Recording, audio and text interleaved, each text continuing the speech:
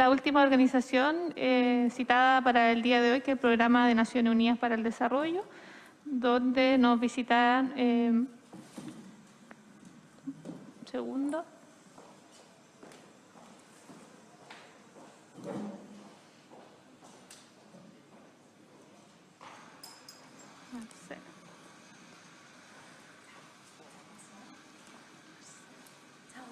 Chao, gracias.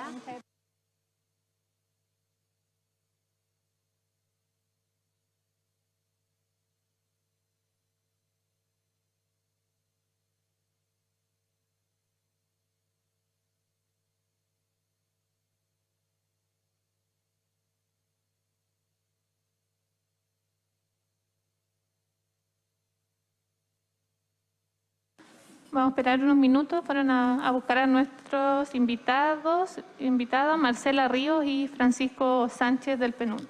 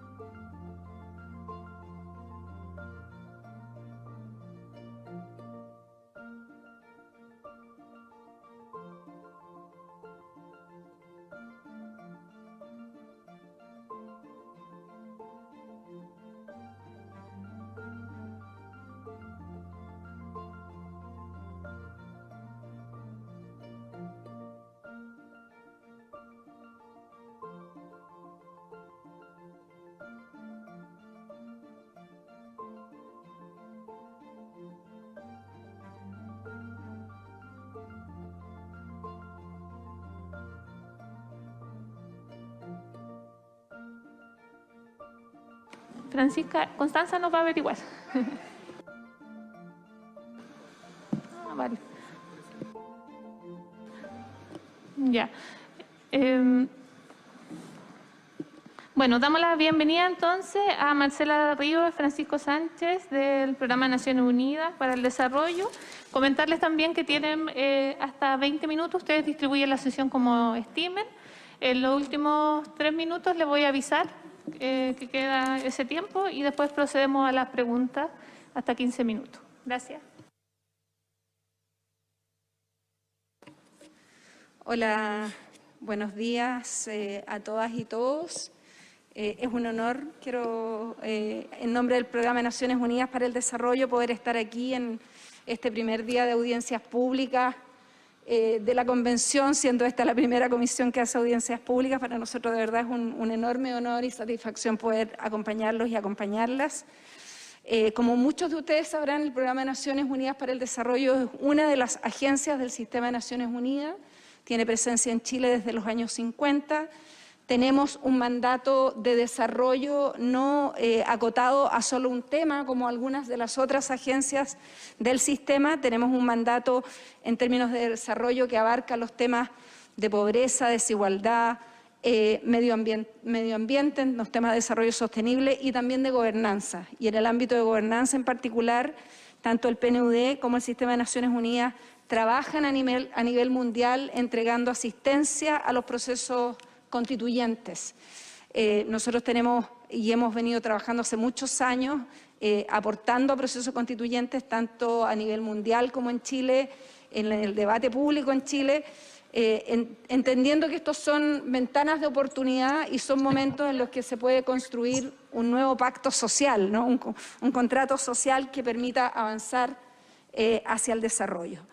Hace poco enviamos a los coordinadores, a la coordinadora y al coordinador y a la secretaria de la comisión un documento que acabamos de publicar la semana pasada con algunas recomendaciones específicas en materia de elementos para el establecimiento de normas y conducta de la Convención. Deberían tenerlos todos ustedes. No quisimos imprimir y traer más papel porque sabemos que estamos todos tratando de disminuir nuestra huella de carbono y no contaminar innecesariamente, pero si la comisión quisiera tener copias en papel, por supuesto estamos disponibles a enviarlo. Nosotros, el trabajo que hemos estado haciendo en materia de anticorrupción hace muchos años en Chile, ha apoyado a distintas instituciones públicas a armar y diseñar sistemas de integridad y códigos de conducta. Tenemos un largo trabajo de colaboración con la Contraloría. Co-lideramos la Alianza Anticorrupción en Chile, donde se sientan de manera permanente más de 26 instituciones públicas, privadas y no gubernamentales, y desde ahí hemos estado apoyando a municipios del país a construir códigos de conducta y sistemas de integridad. Estamos terminando procesos de apoyo al Ministerio Público, al Congreso, hemos trabajado con Chile Compras, con distintas instituciones, justamente siguiendo las recomendaciones de la Convención de Naciones Unidas en contra de la corrupción, UNCAC, y los estándares internacionales en estas materias. Queríamos, simplemente voy a dejar a mi colega Francisco que entre en el detalle de las recomendaciones. Entendemos que hay un aprendizaje acá de otras instituciones, pero que nosotros siempre planteamos que los sistemas de integridad, los estándares éticos tienen que ser adecuados al tipo de institución. Entonces ustedes pueden mirar modelos, aprender de otras experiencias, pero van a ver, necesariamente ustedes también van a tener que innovar y crear estándares que sean adecuados al mandato que tiene esta convención, que es único, ¿no? Y por lo tanto, también decirles, nosotros hemos estudiado y trabajado mucho en otros procesos constituyentes a nivel mundial, y si bien hay algo que se puede aprender de ellos en temas de ética, no es tanto lo que se hizo en otros órganos convencionales, en otras asambleas constituyentes y en otras, porque la mayoría de órganos constituyentes electos democráticamente, asambleas constituyentes a nivel mundial, tienen varios años ya, por lo menos los más recientes son de hace 5 años, en Nepal, por ejemplo. Los otros son incluso, y Túnez, son las últimas asambleas constituyentes. Todos los otros procesos son anteriores y por lo tanto en algún sentido son anteriores a las olas más recientes de estándares internacionales en materias de combate a la corrupción. La Convención de Naciones Unidas en contra de la corrupción fue ratificada por Chile. Chile es uno de los países que se integra a esta convención desde muy temprano, en el 2006. Entonces, también decirles que si bien en otros ámbitos, por ejemplo en participación ciudadana, en términos de contenido de las constituciones, hay mucho que aprender de otros procesos constituyentes, quizás en este tema específico hay menos. Hay algo, pero muchísimo menos.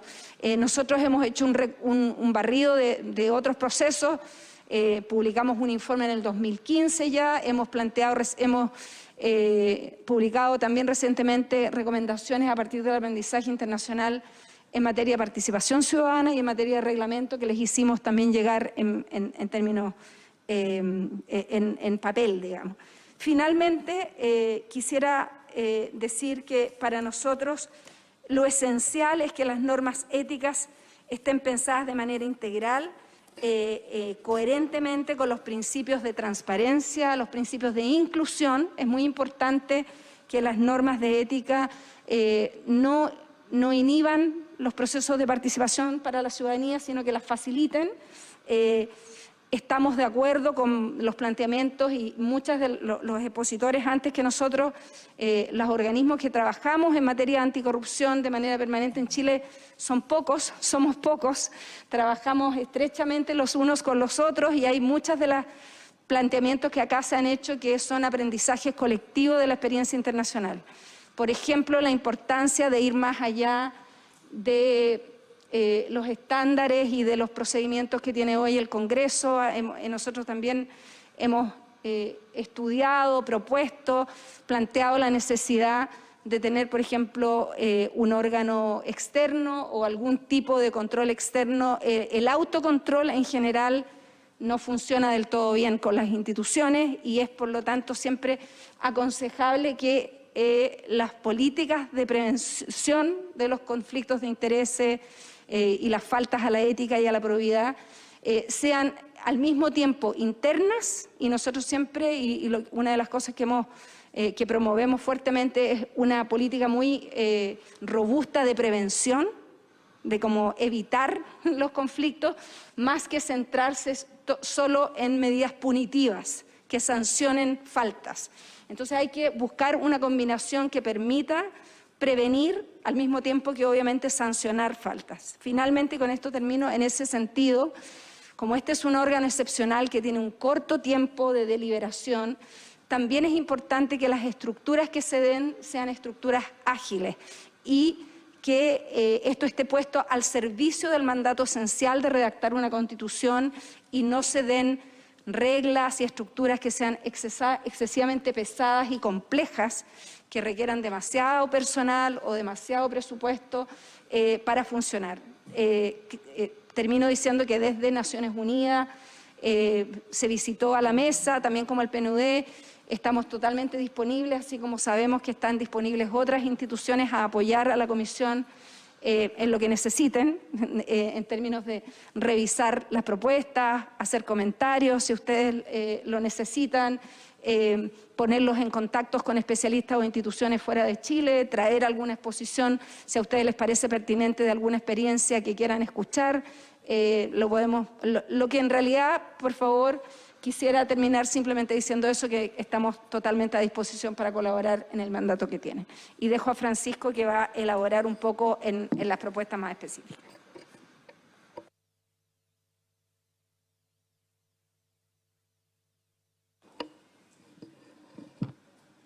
Gracias, Marcela, y buenas tardes a todas y a todos. Y muchas gracias por esta invitación. Como les indicaba Marcela, nuestra experiencia y los puntos y recomendaciones que venimos a dar aquí son en base, por supuesto, a la experiencia que hemos tenido apoyando a distintas instituciones públicas en Chile en la implementación de códigos de conducta y sistemas de integridad, así como de convenciones internacionales como la Convención de Naciones Unidas contra la Corrupción, también instrumentos como la recomendación de la OCDE sobre integridad pública del año 2017 y que recogen y apoyan estos mejores estándares que vamos a pasar a explicar. Ahora, este documento al que hacía referencia Marcela está disponible en nuestras plataformas, en nuestro sitio web, también en estudiospnud.cl, más allá de que los y las convencionales ya lo tienen en su poder, pero para todos y todas quienes nos escuchan están disponibles en dichas plataformas.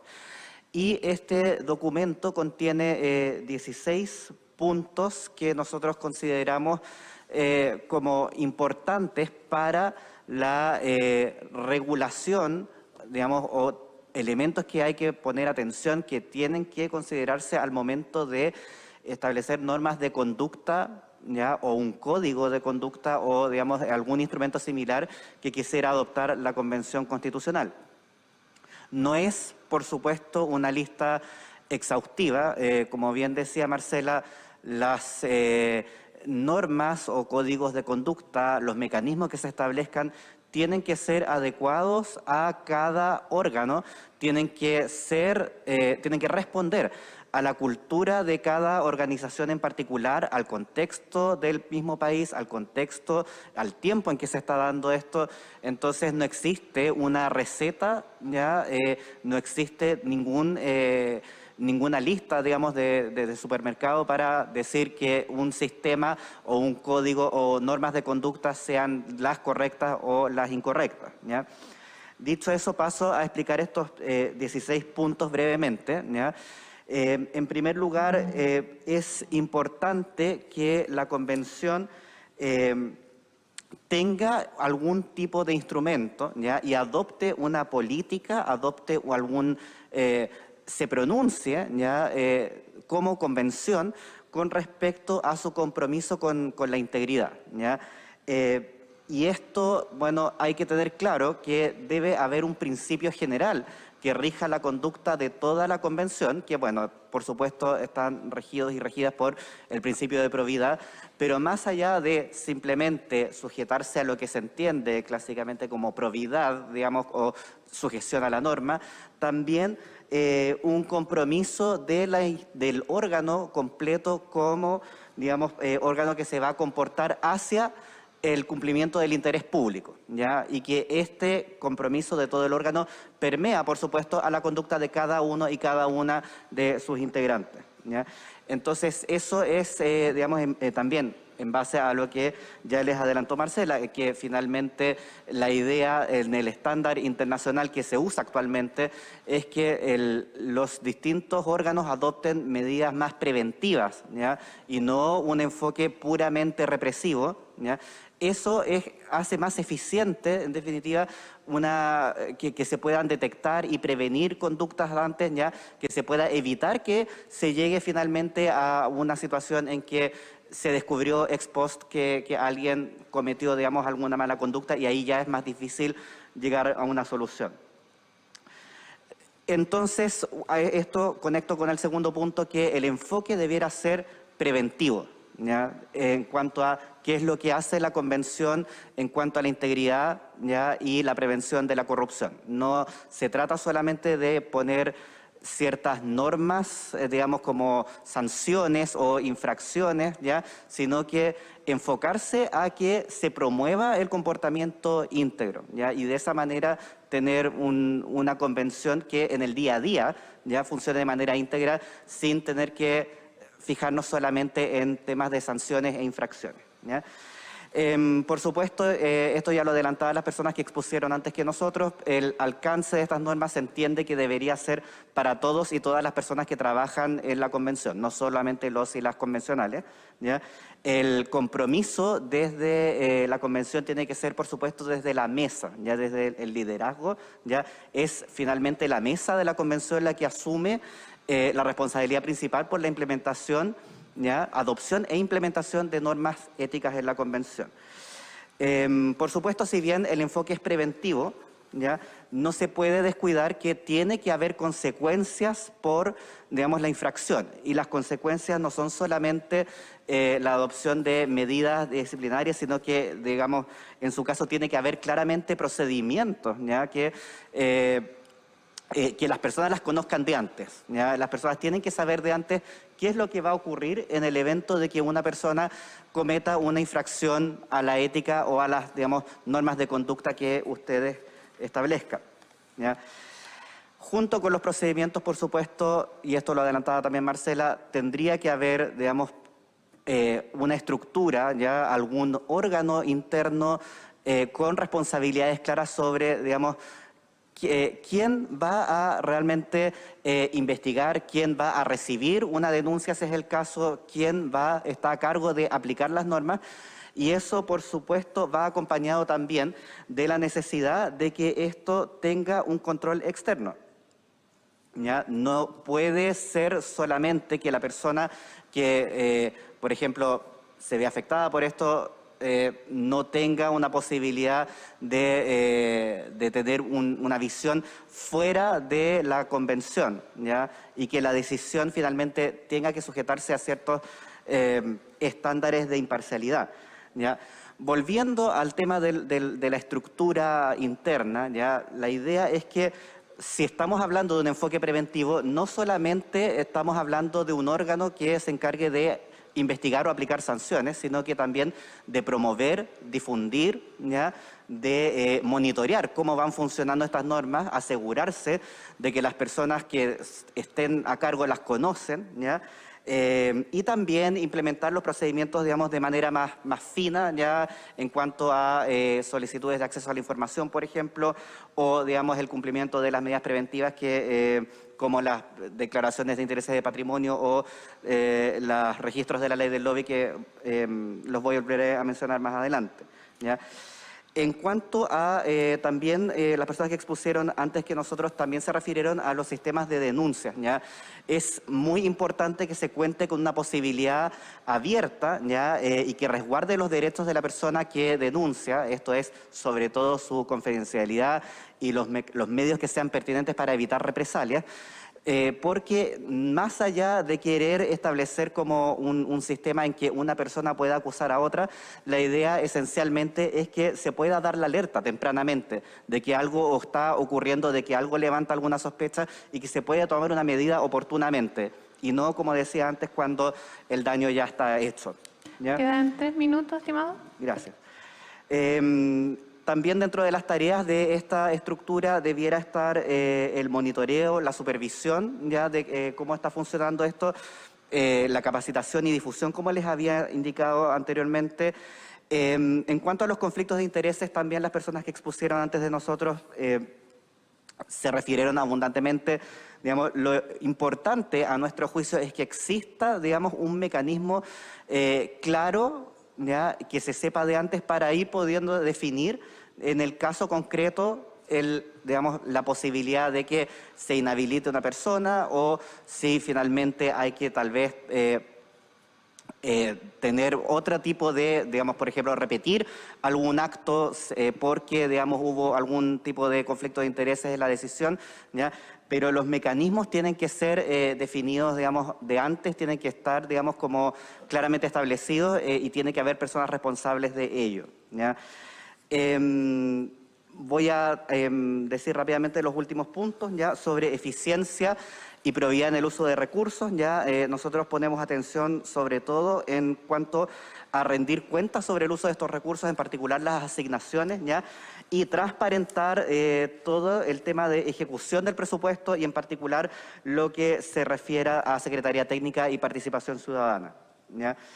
En cuanto a transparencia y acceso a la información, está claro que nosotros promovemos que se establezca un procedimiento eficaz, ya a lo mejor más rápido que el de la actual ley de transparencia, para que las personas puedan solicitar información, ya sujetándose, como ustedes saben, a la ley de transparencia. Digamos, esto es, las causales para denegar la información deben ser aquellas que están establecidas en la ley y no otras, ¿ya?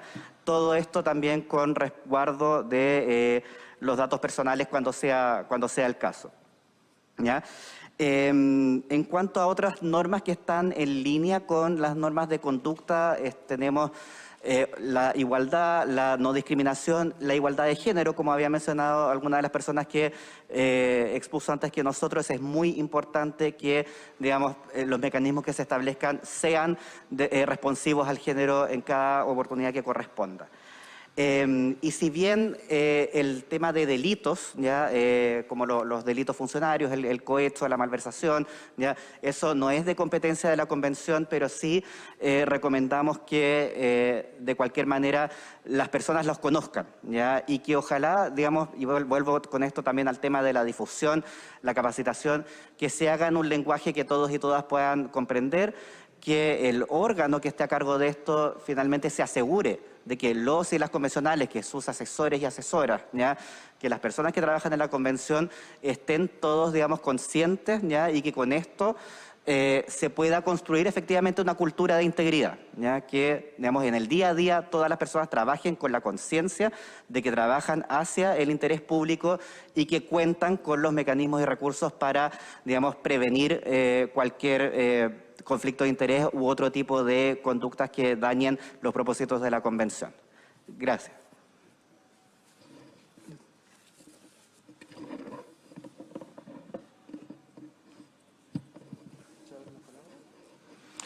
Gracias, Marcela. Gracias, Francisco. Constituyentes, está abierta la palabra. Vamos a hacerlo con el mismo procedimiento. Ronda de 3 o 4 preguntas, 2 rondas para que puedan responder los expositores de manera integrada. Constituyente Loreto Vidal, su pregunta.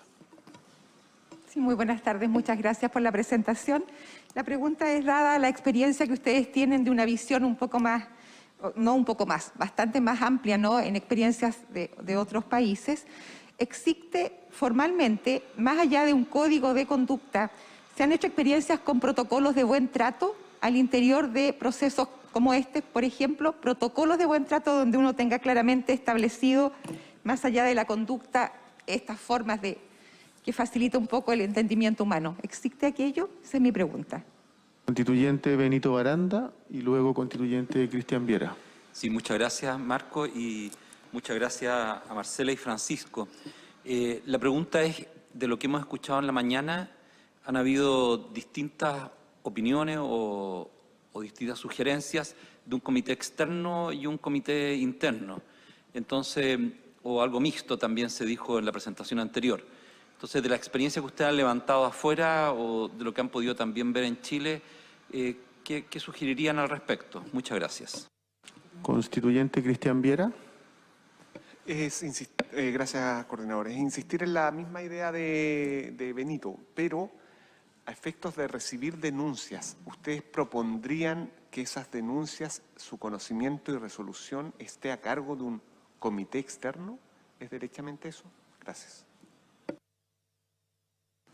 Por favor.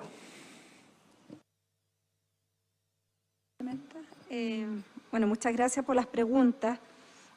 Respecto del órgano, nosotros el principio que pensamos que tiene que ser relevante es que tiene que haber en algún momento una opinión, digamos, más allá de los involucrados.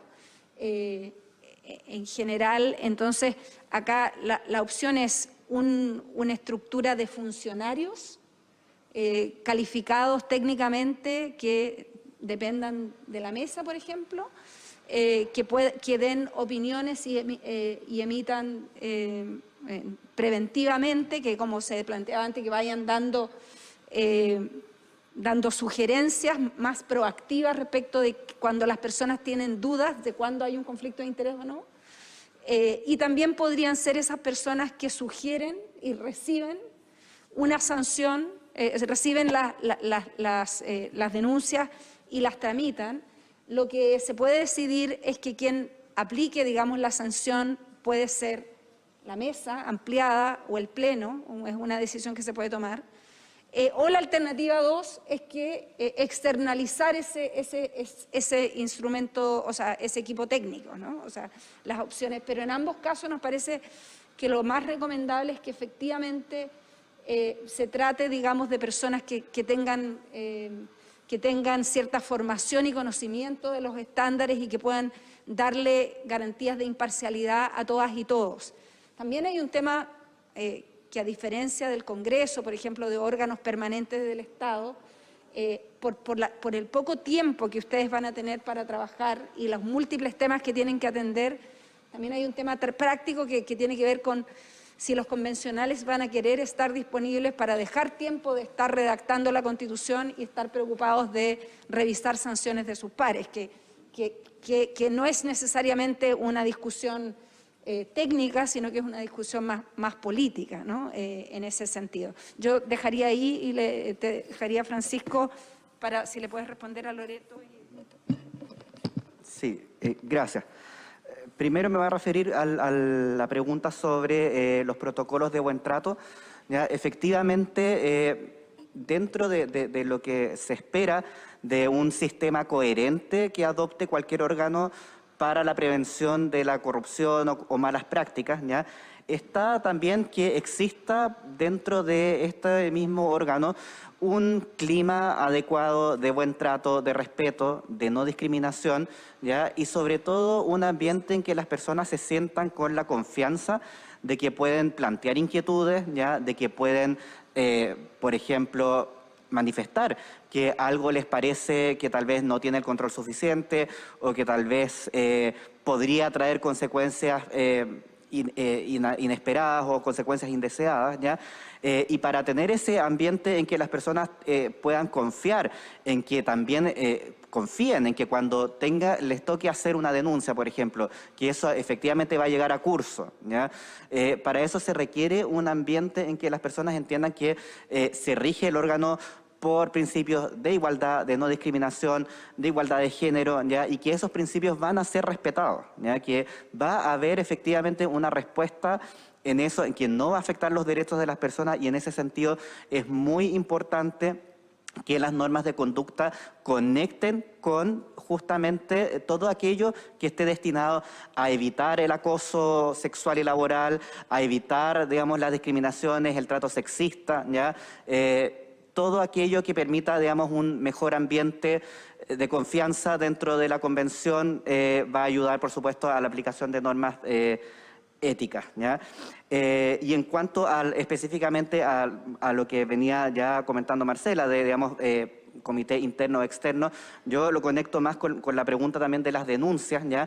Con respecto a quién conoce de la denuncia, esa respuesta también es variable, pero también vuelvo a insistir en el tema de la confianza, y para eso se requiere también que existan alternativas que sean que las personas puedan sentir que con esas alternativas se les van a respetar sus derechos, ya que no van a tener consecuencias negativas por haber hecho esta denuncia, y a veces ya es más conveniente tener un abanico de posibilidades para que las personas puedan denunciar, ¿ya? Y no, porque sucede, digamos, en la experiencia comparada que, claro, a veces la persona no cuenta con las posibilidades dentro del órgano y termina, por ejemplo, yendo a denunciar a un órgano externo o a los medios de comunicación, y eso también merece una atención, porque también aquella persona en esa situación merece una protección, ¿ya?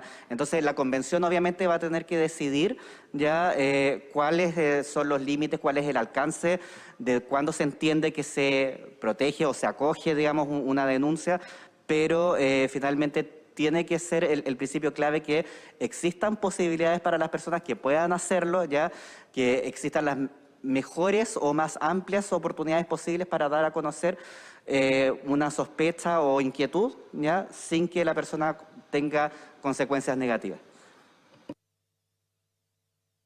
Gracias. Constituyente Trinidad y luego constituyente Bernardo de la Maza.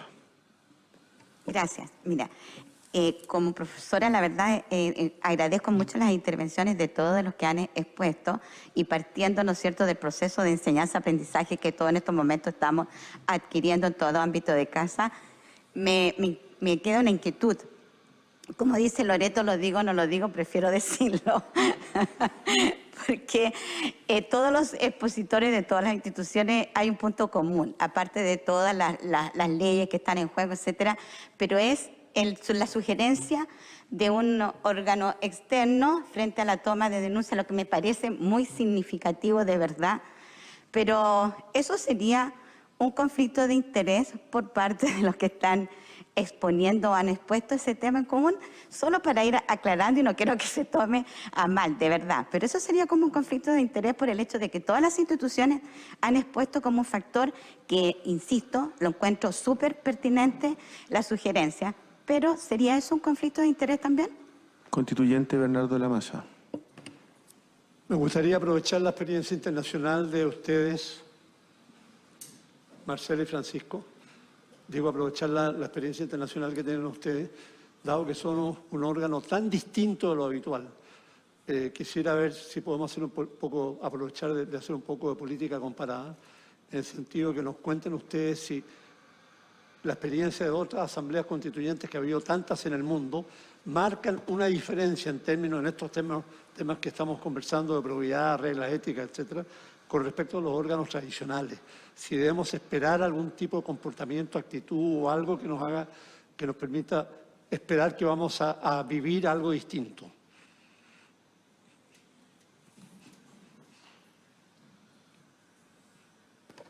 Muy buenas preguntas ambas. Yo creo, sobre lo primero, creo que si alguno de nosotros se estuviera ofreciendo para ser el órgano externo, habría claramente un conflicto de interés. Entiendo que lo que se está proponiendo por todos no es que ninguna institución establecida, constituida, sea ese ente, sino que más bien funcione algo que ustedes, que pueda ser equivalente al comité, digamos, de asignaciones presupuestarias, que es externo. Ustedes podrían definir, por ejemplo, que sea un comité con funcionarios públicos de carrera de instituciones que tienen mandatos sobre estos temas que estén en comisión de servicio. Por ejemplo, Contraloría, el Consejo de Transparencia, no sé, el Consejo de Defensa del Estado, órganos, digamos, del Estado permanente, pero que manden personas de carrera con calificaciones que ustedes definan. En ningún caso creo que esto es algo que ustedes pueden externalizar, en sentido de que vamos a dejar esto a una ONG o a... No, esto es algo que ustedes tienen que definir o lo tienen adentro de la convención y quizás el problema práctico y van a tener que discutir esto quizás con la comisión que está viendo los temas presupuestarios, tienen recursos para hacer una contratación de este equipo, para instalar un equipo técnico a cargo de estos temas. Sería ideal que tuvieran por lo menos una persona a cargo de estos temas y que además pudieran tener especialistas. Ahora, si esa entidad no va a recibir las denuncias, quizás sí se puede pedir apoyo de instituciones que les ayuden en el manejo de las cosas. Por ejemplo, el tema de transparencia, en esos temas yo creo que hay muchas instituciones del Estado, universidades, nosotros mismos que hemos ofrecido colaboración. Pero creo que la idea acá es no externalizarla a una, sino que ustedes definan un mecanismo. El punto es que no sean ustedes. Yo creo que ese es el punto, digamos, acá. Y en eso, si van por ese camino, que me parece que por lo menos entre los técnicos hay un cierto consenso en esta materia, y créanme que esto lo estoy haciendo con sentido, entendiendo que nada es solo técnico. Sería un cambio respecto de cómo funciona el Congreso, y creo que también en el mundo de quienes trabajamos estos temas hace muchos años pensamos que el estándar que hay hoy día en el legislativo no es el mejor estándar. O sea, hay poco control, hay una tendencia a no sancionarse entre pares, pero también porque son espacios políticos por naturaleza, también puede ocurrir lo contrario, ¿no? A que el espacio de ética entre convencionales sea un espacio politizado que se busque a través de ese mecanismo inhabilitar a otras personas convencionales, y en cualquiera de los dos casos no es la mejor forma. En términos de la política comparada, los órganos constituyentes son distintos y han funcionado distintos de los órganos permanentes del Estado, en muchos ámbitos, en materia de participación ciudadana, en materia de relación con los territorios, en su conformación en general. En el documento que nosotros publicamos en el 2015 mostrábamos que es más frecuente que los sistemas electorales para elegir convenciones sean distintos, tal como ocurrió en Chile. Son reglas distintas, específicas, porque este es un órgano único, excepcional. Y por lo tanto creo, como decía antes, que es importante que ustedes tengan la libertad de innovar, de aprender de otros órganos del Estado, las buenas prácticas, pero que ustedes, creo que hay una expectativa y también precedentes a nivel internacional, que ustedes sienten precedentes más allá de la línea base en la que estamos.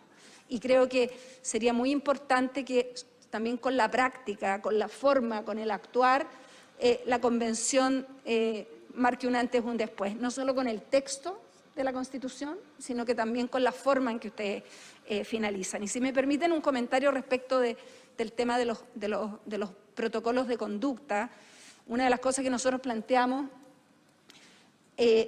esta convención, como decíamos, a veces es difícil compararla con una que tuvo lugar en 1990, por ejemplo, la Convención de Colombia, que fue muy importante para el constitucionalismo latinoamericano, fue en 1991, sin redes sociales, sin Twitter, sin Instagram, sin las dinámicas, digamos, políticas que existen hoy día. Entonces, ustedes tienen que preocuparse de temas de conducta y de ética inéditos, también a nivel mundial, porque antes no había noticias falsas, no había una industria de propagar desinformación. Hoy día este es uno de los temas más preocupantes para las democracias contemporáneas. Nosotros, de hecho, a nivel mundial, desde el PNUD estamos trabajando para combatir la desinformación. Y creo que también en ese tema, si bien se puede aprender, y nosotros también disponibles para comentar en ese ámbito. También ustedes podrían ser pioneros y pioneras en pensar algunas medidas que respeten la libertad de expresión, que respeten los derechos de todos para deliberar, pero pongan unos estándares quizás distintos respecto de cómo se relaciona la institución con las redes sociales, con los medios de comunicación, poner el tema de la desinformación cuando hay desinformación deliberada y explícita. Digamos, ese es un tema que una vez que se instala es muy difícil contrarrestar y todos los estudios empíricos a nivel mundial muestran que las noticias falsas se propagan extremadamente rápido, pero cuando uno hace una aclaración para rectificar, eso nadie lo ve. Entonces también creo que ahí ese es un ámbito donde podrían innovar y sí, finalmente creo que tienen mucho espacio, digamos, para sentar precedentes y dar ejemplos en distintos ámbitos, como ya lo están haciendo, en los temas de paridad, de inclusión, de presencia de los pueblos indígenas y en otras materias. Ya esta convención está encaminada en ese sentido, pero también en estos temas de ética, como decíamos antes, también pueden marcar un antes y un después en cómo las instituciones del Estado operan en este sentido. Gracias. Gracias, Marcela. Gracias, Francisco. Gracias al PNUD por la exposición. Sí, muchísimas gracias también a nombre de todos y todas los convencionales. Agradecemos también a todas las organizaciones que nos acompañaron hoy, Espacio Público, Chile Transparente, Idea Internacional y el PNUD ahora al final. Hay algunos puntos que nos gustaría que acordáramos.